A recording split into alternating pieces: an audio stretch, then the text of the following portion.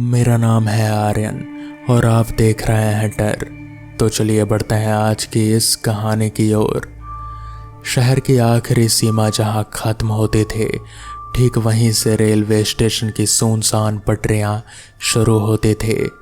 इसी के मुहाने पर राजू की चाय की टपरी, बांस के खंभों और तिरपाल से ढके ये छोटी सी दुकान दिन रात सुलगते कोयलों की आंच और इलायची की खुशबू से महकती रहते थे। राजू की किस्मत अच्छे थे।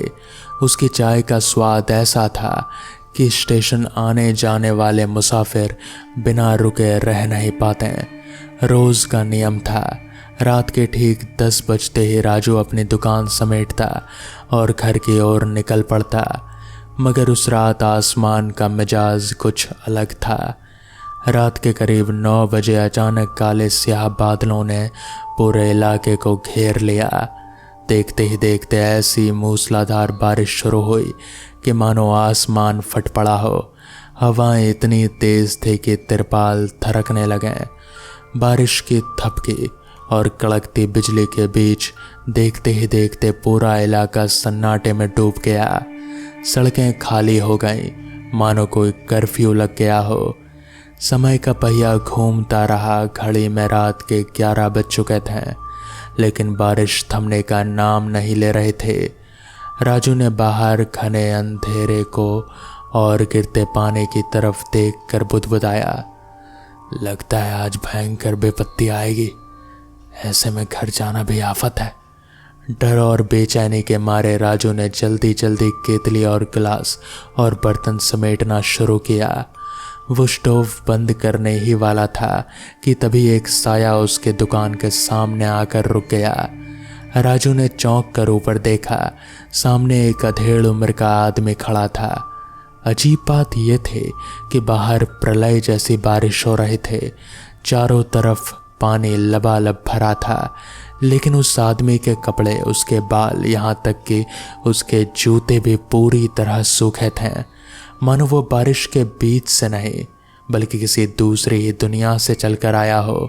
इतनी भयंकर बारिश में एक बूंद भी उस पर नहीं गिरी थी। राजू का दिल जोर से धड़का।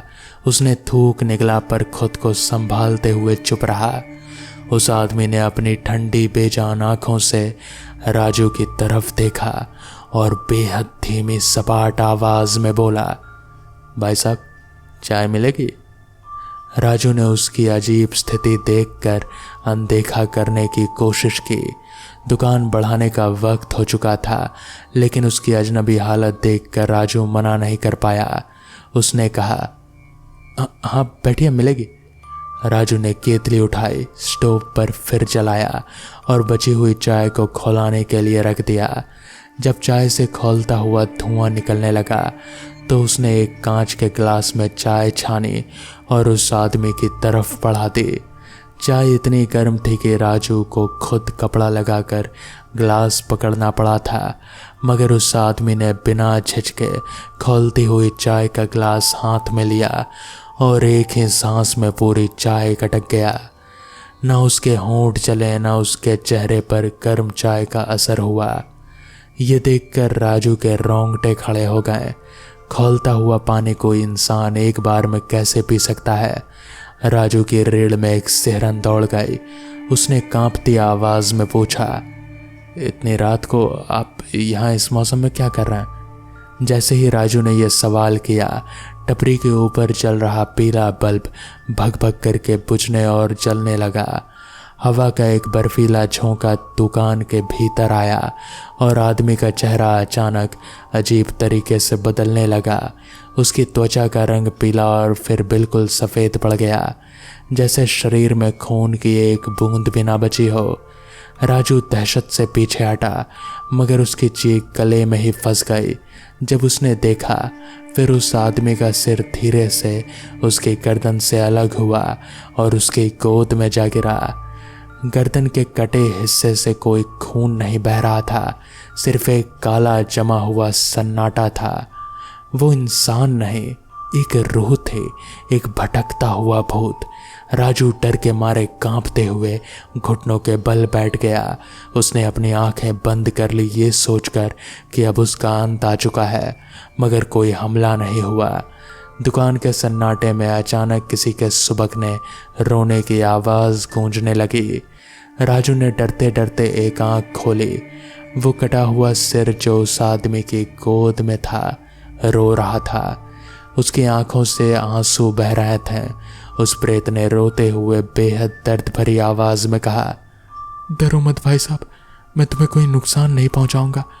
मैं तो बस हर रोज इसी रास्ते से कमाने के लिए शहर जाता हूँ, मगर आज शाम शहर के मेन स्टेशन पर मेरा भयानक एक्सीडेंट हो गया। एक तेज रफ्तार ट्रेन के चपेट में आने से मेरा सिर धड़ से अलग हो गया। रोते हुए उसका चेहरा और भी बेबस लग रहा था, लेकिन उसकी बातों में एक बेबस पिता और एक पिता का दर्द था। उसने आगे कहा, मेरे घर वाले बहुत गरीब हैं, वो घर पर मेरा इंतज़ार कर रहे हैं। वो नहीं जानते कि मेरे साथ क्या हुआ। उन्हें शायद कल सुबह अखबार के ज़रिए पता चलेगा, मगर मैं तो अब मर चुका हूँ हमेशा के लिए। इतना कहकर उस साए ने अपनी गोद से अपना सिर उठाया और वापस धड़ पर रख लिया। इससे पहले कि राजू कुछ समझ पाता, एक बिजली कड़की। पूरा इलाका एक पल के लिए रोशनी से नहा गया और अगले ही पल वो आदमी वहां से गायब हो चुका था। टपरी में सिर्फ खाली गिलास रखा था और बाहर बारिश अब भी लगातार हो रही थे। राजू कांपते हाथों से वहीं बैठ गया। उस रात उसे भूत का डर नहीं, बल्कि एक इंसान की अचानक मौत और उसके परिवार की बेबसी का वो गहरा दुख छू गया, जो मौत के बाद भी उस रूह को भटका रहा था। तो दोस्तों, ये थी आज की कहानी। मैं मिलूंगा आपसे किसी दूसरी कहानी के साथ।